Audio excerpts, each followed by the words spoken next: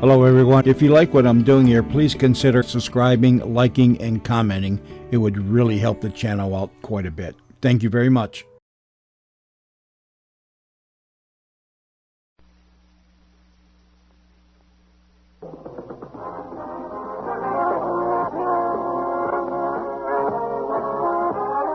That's the theme from Sears Radio Theater, which will be brought to you Monday through Friday on this station. Today you can laugh with Andy Griffith as your host for things that are funny. Tomorrow, Vincent Price will bring you a generous helping of mystery, suspense, and detective stories. Thursday, Cicely Tyson will enthrall you with tales of love and hate, dramas involving human emotion.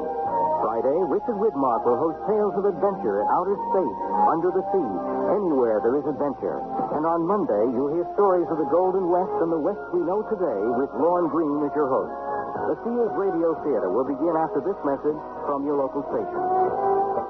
KMOX, St. Louis. This is Andy Griffith. We're just about to enter the Bentley residence. It's all right. Come on in. Well, it looks as though Elizabeth has redone the foyer again. New carpet, new wallpaper. Whenever she's bored, Elizabeth redecorates the house. She's been redecorating a lot lately. As an attorney, Joe is kept busy at the office. Very busy. He's a divorce attorney. It's early, though, so I'm sure they're both home. Probably upstairs, still asleep. Joe and Elizabeth have been happily married for almost 10 years now. Of course, they have their little differences now and then, but nothing really serious. Cassie, the Bentley's housekeeper, will probably come barrel-housing out of the kitchen any second to find out what's going on up there. Nothing ever goes on in the Bentley household without Cassie having her say about it. Yes, sir, here she comes. And, something's up, all right. Here come the Bentleys. They both look like they're moving out. I think our story's about to begin.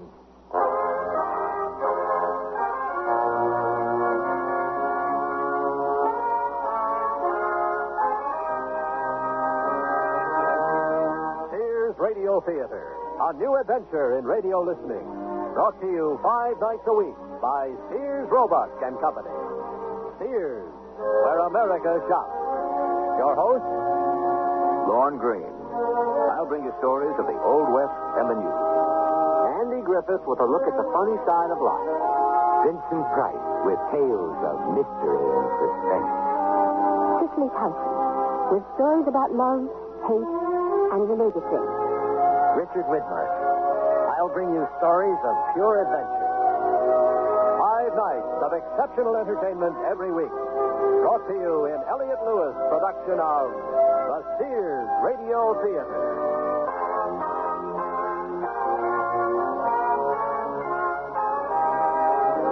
Our story, And Baby Makes Four, by Shirley Gordon. Our stars, Mary Jane Croft and Elliott Reid.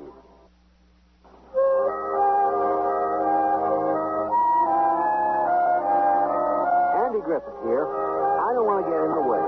Just want to remind you that the man and woman funking downstairs with their suitcases banging into everything are not what you might define as America's most happily married twosome.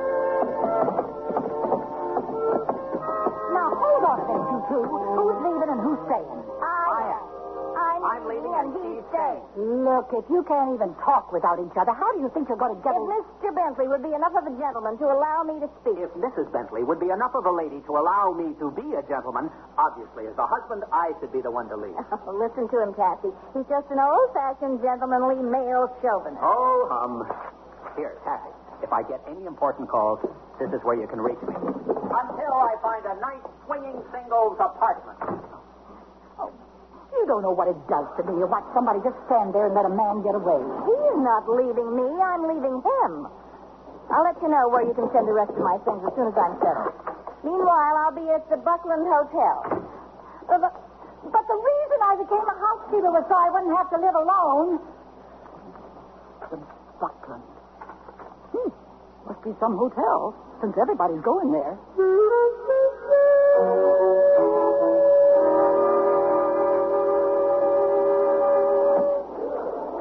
Hope you'll enjoy your stay with us, Mr. Bentley. Thank you.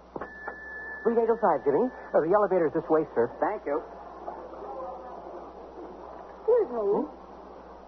Excuse me. I'd like a sweet, please. I'm not sure how long I'll be staying. Yes, ma'am. If you'll just sign the register. We're very happy to have you with us, Mrs. Bentley. Thank you. Let me see. Will suite 807 be all right? Why? Is there something wrong with it? No, of course not. Except that it's right next to suite 805. What's wrong with suite 805? Oh, nothing. Except that it's right next to suite 807. Oh, well, I'm not superstitious about numbers. Oh, yes, ma'am. I mean, no, ma'am. Suite 807, Billy.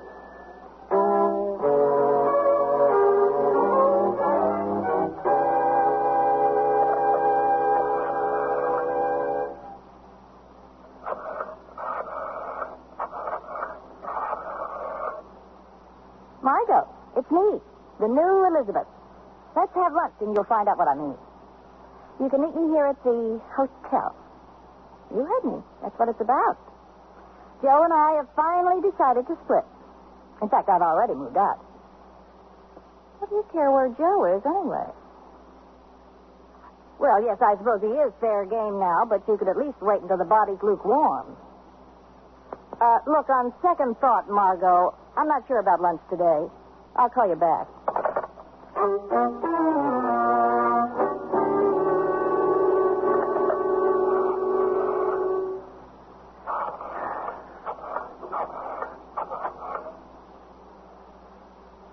Hello, Harry. Hey, this is Joe. Joe Bentley. Listen, Harry, how about a game? Poker. You're kidding. Was it that long ago? 5 kids. Sounds like you've been busier than I have, Harry. Well, give my regards to the little woman. See you around. Yeah. So long, Harry.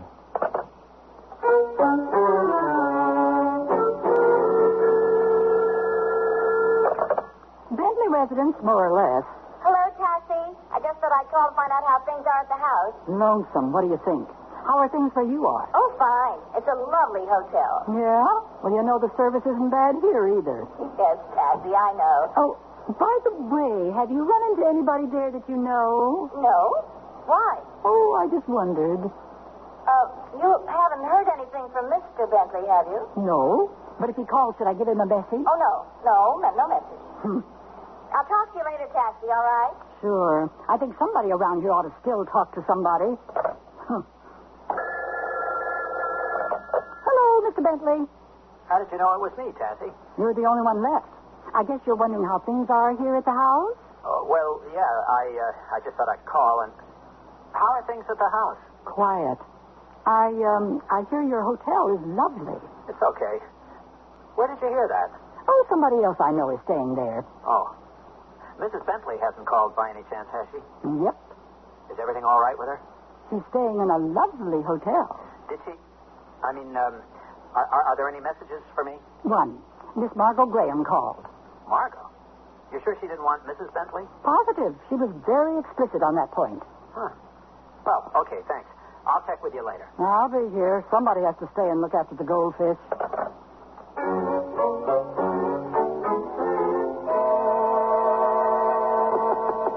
Room service? Your order, ma'am. Fine. I think I'll have it out on the balcony, please. Huh? It's a beautiful day. Yes, ma'am. Here you are. Thank you. You're welcome, ma'am. Enjoy the day. I expect to.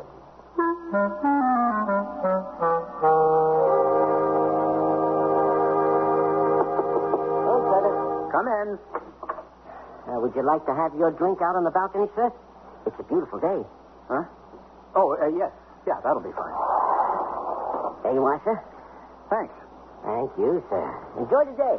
I plan to. Joe, is that you? Liz, what the hell are you doing here? What am I doing here? What are you doing here? With all the hotels there are in this town? Why did you have to pick this one? I heard the view was nice. I didn't know you came with it. So, where do we go from here? Not we, me. No, I wouldn't think of interfering with your plans. You can stay here. I'll leave. Oh, where did this chivalry come from all of a sudden? With you, it isn't easy. Maybe because I've been married to you for too many years. You do what you want to do. I'm leaving. Not before I do.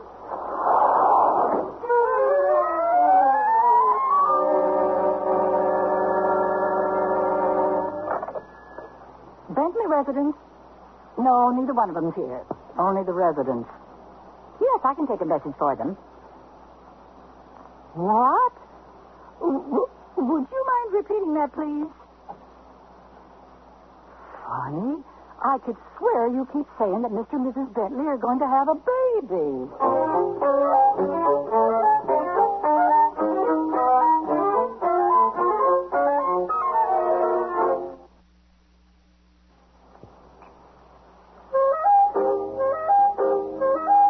Well, here's the pickle. Elizabeth's left home in the kids, and right behind her, husband Joe's left her. Old faithful Cassie stayed behind to care for home and hearth until matters get straightened out. And now, lo and behold, she finds out these two unhappy folks are about to become one mother and one father. What are they going to do about it, you might ask? Good question. Hello? It's me. Oh, yes, Cassie. I was going to call you. I'm not going to be staying here at the hotel after all. That's good, because I think you better come home. Why? What is it? Something wrong? That all depends on how you look at it. Are you sitting down, and do you have some smelling salts handy? Would you please just tell me what it is you have to tell me? Okay. You're going to have a baby. I'm going to what? The adoption people called. You and Mr. Bentley wanted to adopt a baby once, remember? But that was more than a year ago. Babies take time. Well, didn't you tell them we couldn't now, that it's impossible? I didn't get the chance to tell them anything. They just kept saying everything's all set. Well, everything couldn't be more unset. Well, what about Mr. Bentley? Should I call and tell him the news? No, never mind, Cassie. I'll be home as soon as I can.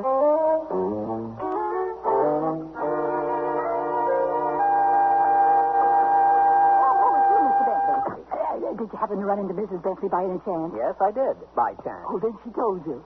Told me what? Then she didn't tell you. Didn't tell me what? Well, I really think it's Mrs. Bentley's place to tell you. Cassie, Mrs. Bentley and I are not exactly on speaking terms.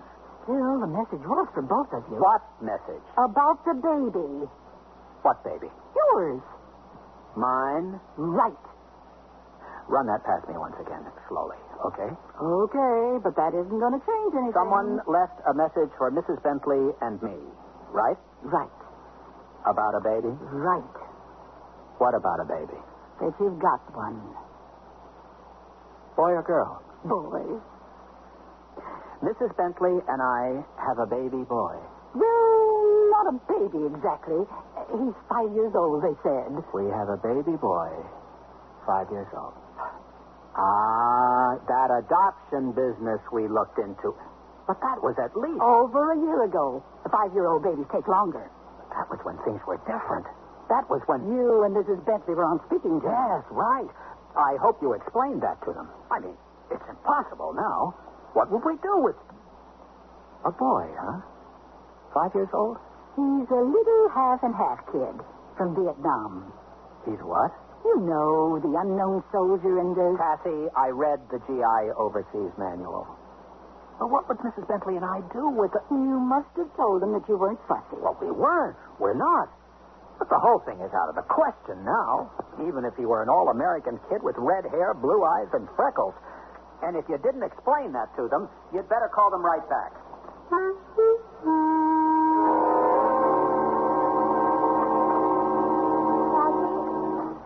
Mr. Bentley's car's outside. Well, he didn't bring it in. I don't think he's planning to stay. Where is he? Upstairs. You didn't tell him, did you? Well, I thought he had a right to know if he's going to be the father. Cassie, there is not going to be a baby. It's a little late to say that. By about 5 years. 5 years? You mean she isn't even a baby? She isn't even a she. A boy? A 5-year-old boy? And chances are he doesn't have red hair, blue eyes, and freckles.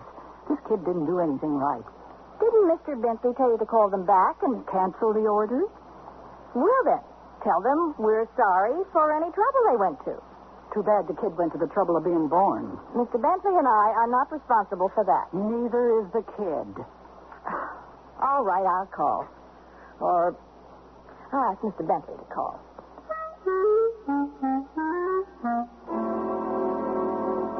What do we do now? Drop straws? You mean about who's going to stay here at the house? Well, you are, of course. I'll get a room at a motel near the office until I find something else. Will you call the adoption people and explain? Of course. Too bad. For the kid's sake, I mean. What's going to happen to him now, I wonder? Well, they'll probably find another couple who... No, they're going to stay married forever. Joe, there isn't any point to this. Just call and get it over with. And forget all about it. We both have a lot of forgetting to do. Liz, I want to let the kid come. What? You haven't seen those kids over there the way I have, or you'd feel the same way. What are you talking about? What kids over where? Oh, Tassie didn't get around to telling you that part. What part? The part where G.I. Joe meets a Vietnamese Madame Butterfly. You mean the child is Vietnamese? The half of him that doesn't fit in over here is. The half of him that doesn't fit in over there is American. Look, all I was thinking is that, well, we could go along with this thing long enough to get the kid over here at least. And then what? Well, I'm a lawyer. I'll think of something. At least he'd be here, getting the right things to eat and everything. But it wouldn't change anything between us. Well, we just have to pretend a little longer, that's all. I'd have to keep on living here for a while. I can sleep in the den. We'd fix up the guest room for the kid. Fixing up a nursery at this point in our marriage, it'd be funny if it weren't so hilarious. Yeah, Tassie will take care of everything. You don't have to worry. So, what do we do now?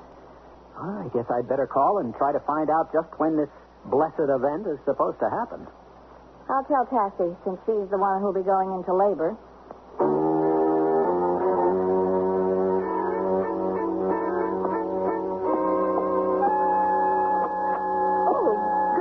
Mr. Bentley, I thought you weren't coming into the office today. Couldn't stay away. Anything important? I've put some things on your desk, but nothing really urgent. Good. Oh, excuse me, Mr. Bentley, but I didn't know you played football. Oh, this. It's a present for someone. A surprise. But as a matter of fact, I used to play a lot back in college. Feels good to heft the old pigskin again. I suppose so.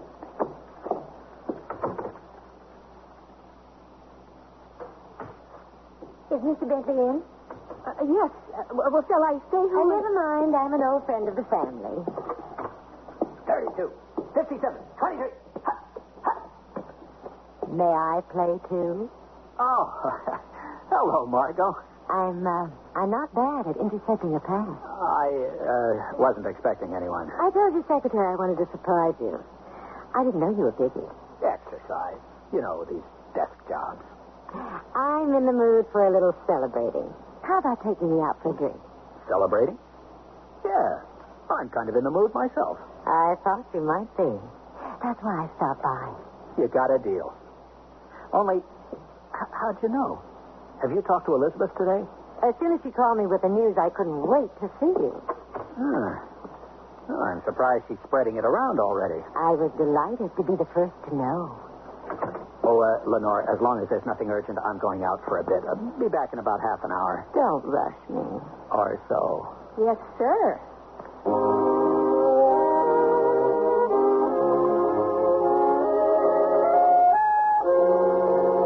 Well, what should it be, Joe? Congratulations or commiserations? I'm very good at both. Why don't we risk congratulations? I'll drink to that. Did Elizabeth call you, or did you call her? She called me. She seemed eager to spread the word. Oh? Oh, maybe she's happier about it than I thought. She said it was her idea in the first place. Well, now that I think about it, I guess it was. Frankly, I don't really care whose idea it was. It's just great, good news. Understand, it's not going to change anything between Elizabeth and me. It's not. No. We'll just go on pretty much as we have. Oh? We'll still live together, of course. For a while, at least. Won't that be a little inconvenient? We'll both just have to learn to be more tolerant. Broad-minded might be a better word. I think she's a fool. A fool? To let you get away. Well, maybe we're both a couple of fools. But as I said, finding out that we have this kid on the way doesn't change anything. This what? The kid Elizabeth told you about. Didn't tell me about a kid.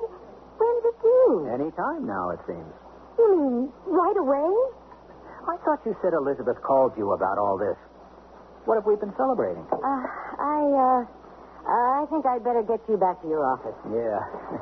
This isn't any time for a family breadwinner to goof off, is it? Not with this cookie. I only pick on people my own size. A baby is out of my league. Well, this kid isn't a baby, exactly. It's a boy. 5 years old. Amazing how time flies when you're having a good martini.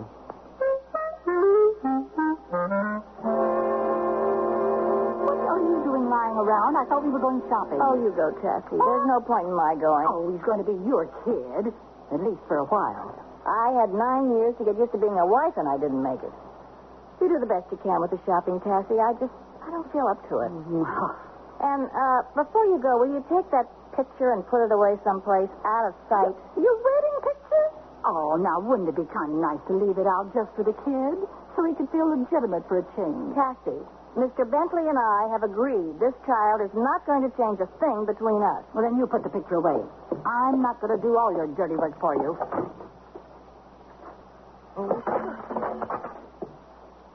Well, that's one way of putting it away. Oh, wait till that poor kid gets here. He thinks the war is over.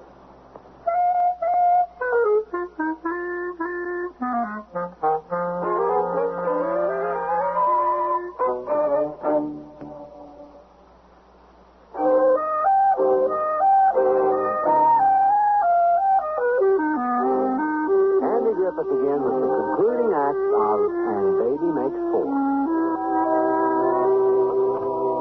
Anybody home? Margo? Sorry, Cassie's out. Just come on up. I'm in the bedroom. I might think this was a touch of morning sickness if it weren't 3 o'clock in the afternoon. And if your husband hadn't already told me that you've ordered a little ready-made model. Joe told you? We had a drink together to celebrate. I hope you don't mind. Oh, why should I mind? Yes, I see. Why should you? Oh, no, that was just a little accident. You weren't kidding when you said you were breaking up your marriage. And what's all this about adopting a child at this point? And why Chinese? Vietnamese. Joe wasn't too informative. I'm afraid I'm not going to be either. What's the big mystery? Motherhood, as far as I'm concerned. I must say, you don't sound too inspired. Would you be if you just learned you were about to become the mother of a starving refugee? You mean this was all Joe's idea? No, we both agreed to it. I got the idea you two weren't in agreement on anything these days. So you didn't waste any time moving in on the situation. And moving out again, under the circumstances. Has anybody told this poor kid what he's in for? Seems to me he'd be better off staying in China. Vietnam. Fortunately, there's Tassie. Oh, then this was all Tassie's idea. It doesn't matter whose idea it was. The child will be here soon. And the patter of little feet is all you need in your cozy little love nest. Oh, Margot, I just believe in facing facts. A spade's a spade. You can't make it into a heart. Well, you can relax. Joe and I aren't kidding ourselves. I know exactly what you need. Get yourself freshened up, and I'll meet you for cocktails at Tony's around 5. All right? I don't know. Exactly what do you have in mind? Trust me. See you at 5. Oh, hello, Cassie. Hi.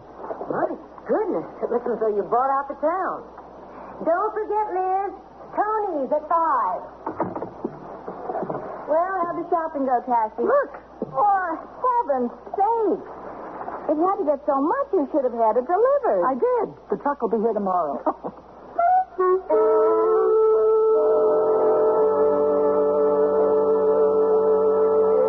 Liz, there you are. Good girl. I was afraid your impending motherhood had you completely immobilized. All right, Margot, what are you up to? Just what is it that you think I need? Not what, who. And here he comes now. Do you believe it? Oh, Margot, really? Well, after all, Liz, you're practically a divorcee, aren't you? And you're not a mother yet. Bill, darling, sit down. This is the Elizabeth I told you about. And I'm thoroughly intrigued. How are you? How do you do? What did you tell him? Liz, this is Bill Beaumont. And if you think he looks like something off the cover of a magazine, he is. Well, it's a living.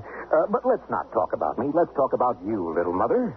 I beg your pardon? I think it's just beautiful how you're setting aside your own pain and misery to take in some starving little Oriental waif. But I... Relax, please. Let yourself go for a change. What do you get to lose? But you haven't already lost. Well, Good, good. Now drink up, girls, and we shall proceed to hit every disco in town.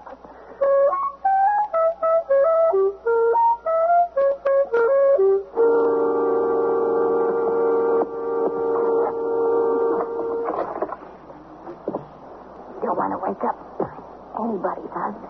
Don't worry, little mother. Now that we've seen you safely home. We'll tiptoe away like a little less. Don't bother. Nobody's husband is asleep. No.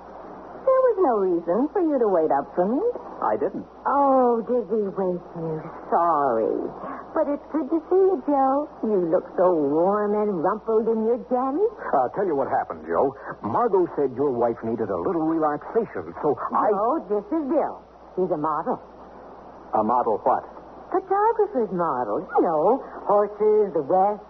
Show him your tattoo, Bill. Had it done especially. I believe in realism in my work. Admirable. Well, now that we're all here, no reason to let the party die. Oh, it'll have to live on without me. I don't feel so good all of a sudden. Oh, what's the matter, little mother? Just a little 3 o'clock in the morning sickness. Well, then you better get her right to bed, Joe. Come on, Margot. Time for us to tiptoe away like little bitty mice.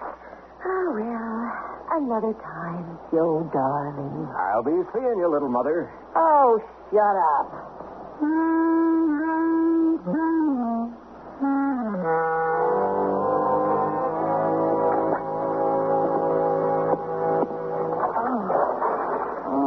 Oh, and good morning to you, too. Cassie, if you lay that tray full of food in my lap, you are fired. Starve a fever, feed a hangover. I hear you had a hot date with John Travolta last night. I gather you've seen Mr. Bentley this morning. On his way out. He said you could reach him at the office if you get any news. I'm not up to any news today. If anybody calls, I'm not in. Bentley residence? Yes, Mrs. Bentley is in. Just a minute. Oh, okay, I'll make a deal. You eat the breakfast, and I'll answer the phone. Well, if you put it that way. Can I take a message? Right. Thank you. Yes, what is it? It's the kid. He's on his way. What do you mean he's on his way? I mean, the stork is taken off. Only in this case, he's coming by jet. You mean the child is actually going to be here soon? Even sooner. Try 6 o'clock tonight. Oh, don't worry. With luck, maybe your head will be back by then.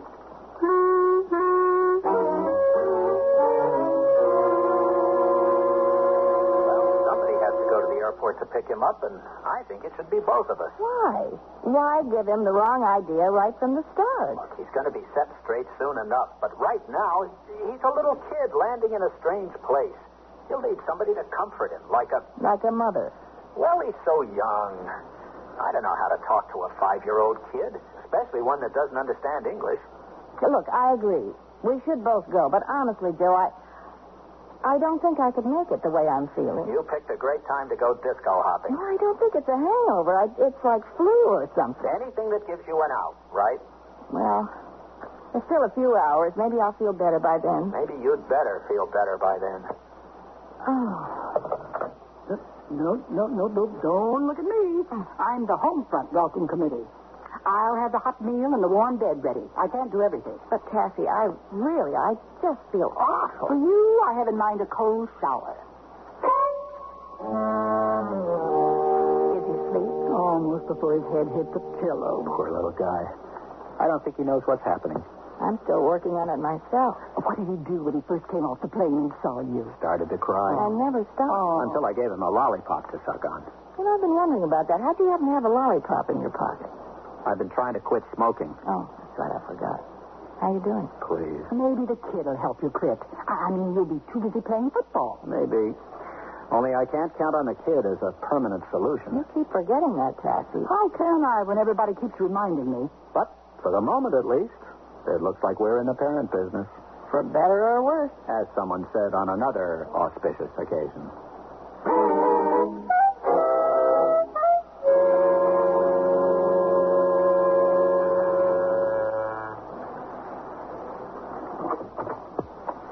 Joe.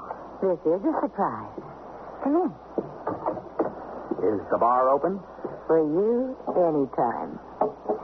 Got on the rocks, right? Right. Cheers. How'd you find out where I live? Well, Liz has a handy address book. It's been weeks since I've seen either of you. I gather the kid was keeping you both pretty busy. He is. He could get under your skin if you let him. But you're not going to let him. The only way to do that is to get away. Which brought you here? Seemed as good a place as any. You sure know how to set a girl up, don't you, pal? Oh, don't think you haven't looked interesting to me at times, pal. How about now? How about now?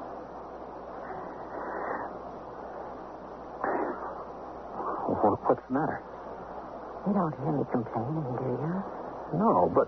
You don't have to make excuses to me about still being in love with your wife. I don't know if I'm still in love with Elizabeth. I haven't been able to give up smoking either. All right, then.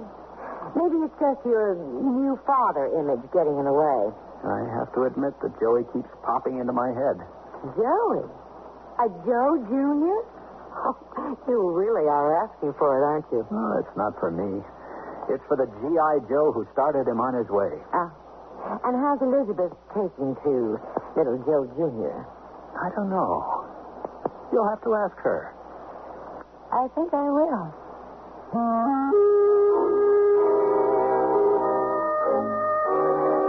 Where do you think you're going? Miss Graham just called. I'm going to meet at the cocktails. It'll be good to get out for a little while and think things over. Oh, you never heard the old saying about running away. I don't want to hear it now. Anyway, Mr. Bentley's turn with Joey. I know. I ought to print up a schedule for the kid. What are they going to do today, do you know? Mr. Bentley says he's going to take Joey fishing. Mr. Bentley is the one who's going to wind up getting hooked. And you're not? Kathy! I'll see you later, Cassie. Tell Joey if I don't get home before his bedtime, I'll see him in the morning. Well, I got all the fishing gear together. Where's Joey? I'm looking for his sneakers. His sneakers? Yeah, you seen him anywhere? Oh, as a matter of fact, I took them. Well, you know, guys sometimes get their kids' shoes bronzed to keep on their desk at the office. They make great bookends. Yeah. Only usually they wait till the kid outgrows them. Well, I guess Joey better not wear them fishing then. If he fell in, he'd sink.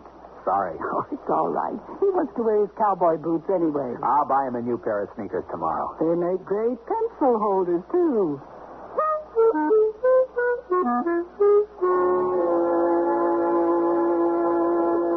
So what's Joe doing today? Babysitting? Yes. We take turns. I know. He told me. You've seen Joe? Once. With feeling. He came over to my place one night. Voluntarily. And left voluntarily. For one thing, he's getting hung up on that kid. How about you? Joey's only 5. We can't ask him to put things back together for us. You don't have to. Look again. Nothing's really come apart.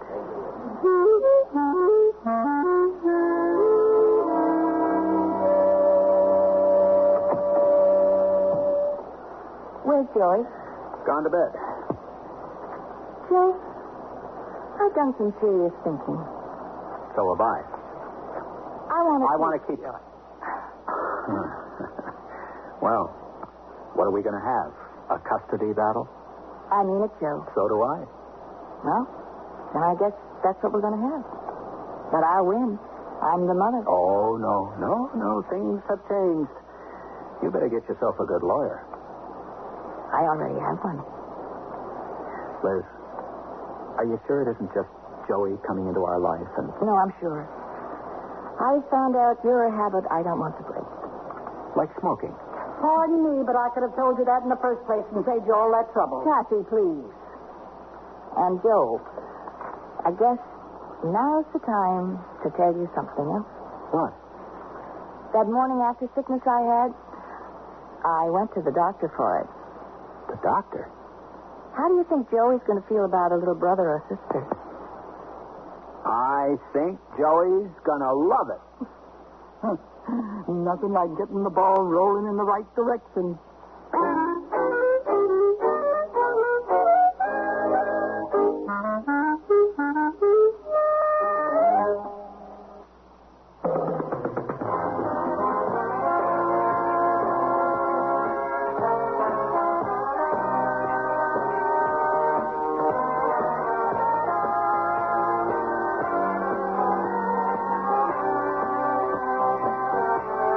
listening to Sears Radio Theater, brought to you 5 nights a week by Sears Roebuck and Company. Sears, where America shops. And Baby Makes 4 was written by Shirley Gordon, produced and directed by Elliott Lewis. Your host was Andy Griffin. Our stars were Mary Jane Croft and Elliott Reid. Also heard were Elvia Allman, Doris Singleton, Byron Keane, Lenore Kingston, and Sidney Miller. The music for Sears Radio Theater was composed and conducted by Nelson Riddle. Art Gilmore speaks. The Elliott Lewis production of Sears Radio Theater is a presentation of CBI. CBS News. Israeli Foreign Ministry sources are quoted as saying the Israeli cabinet will consider a U.S. plan for reconvening the stalled peace talks with Egypt. I'm Christopher Glenn, reporting on the CBS radio network. The Foreign Ministry source, quoted by the Associated Press, says the cabinet will take up the U.S. proposal at its regular meeting on Sunday, and the cabinet will seek to have the peace talks resumed in a location which would permit quick consultations. Secretary of State Vance said yesterday the new talks probably would be held in Washington. In Tel Aviv, meantime, a leading member of the Israeli cabinet is proposing the U.S. be kept out of the negotiations. Dan Raviv reports. Agriculture Minister Ariel Sharon, who's in charge of Jewish settlements in the occupied territories, is proposing that Israel return to Egypt now, the largest Arab town in the occupied Sinai, El Arish. Sharon says this would be a gesture by Israel aimed at getting Egypt to agree to direct talks without American mediation. Sharon told interviewers that the United States has been managing the Mideast peace talks according to its own interests. And he said the U.S. is working toward a Palestinian homeland or state on the occupied west bank of the Jordan, something unacceptable to Israel. Sharon is generally viewed as a hardliner, a war hero suspicious of Egypt's intentions. But his close friends say Minister Sharon has adopted the view of most Israelis, that a peace treaty with Egypt is inevitable. Sharon, however, believes Israel could get better terms talking directly to Egypt without U.S. involvement. At least through the next round of talks, the full cabinet is not expected to approve his proposal. Dan Raviv for CBS News, Tel Aviv. We'll have more CBS News in 1 minute. Hello? Marge, it's Fran. Did I wake you up? Oh, no, I always talk like this in the middle of the night. Oh, anything wrong? Nothing, really. It's just one of those nights when I can't fall asleep. I took an aspirin, but it did nothing for me. Why should it? Aspirin's for headaches. What you need is a sleeping aid. On the way to work, pick up some Compose. Headache? Take aspirin. Sleepless night? Take Compose. C-O-M-P-O-Z. Taken as directed before you go to bed, Compose actually helps you fall asleep when you want to fall asleep at bedtime. Marge Walker. Marge? Fran. Thought I'd call you during the day this time so as not to scare you to death. Hi. How'd the Compose work? Oh, great. I don't get sleepless nights often, but if I do again, Compose is what I'll take. Headache? Take aspirin. Sleepless night? Take Compose. C-O-M-P-O-Z. Take only as directed. Compose is available at all drug counters. The Department of Agriculture held public hearings in Detroit today, getting comment on proposals to restrict sales of so-called junk food in schools, which participate in the National School Lunch Program. Assistant Agriculture Secretary Carol Foreman chaired the hearing and told the news conference her concerns. I am very much concerned about the fact that the taxpayer spends $2.5 billion, $3 billion on school lunch and school breakfast each year, and that we have a responsibility to see that that money is well used and that it accomplishes its purposes. Opponents of junk food sales in schools spoke of manufacturers who make profits selling what were called second-class foods, which cause children's teeth to rot. Industry representatives countered that barring such sales would rob school officials of control over school policy. Militant farmers were permitted to pass police blockades for a traffic-snarling tractorcade past the White House this afternoon, but only for about an hour. They returned to the barricade area, joining more than 1,000 other farm vehicles there before the peak of the rush hour traffic hit. Agriculture Secretary Bob Berglund said the two-day demonstration was an unmitigated disaster, and he assailed calls by the militants, supporters of the American agriculture movement, for higher government price supports on crops, and he called them just old-fashioned greed. Chinese Vice Premier Deng Xiaoping, his American visit over, went to bed early in Tokyo tonight, drained by the cold he caught in the United States. Deng canceled a dinner appointment in the Japanese capital and retired, hoping, a spokesman said, to conserve his energies for talks with Japanese leaders coming up tomorrow. We'll have more CBS News following this message.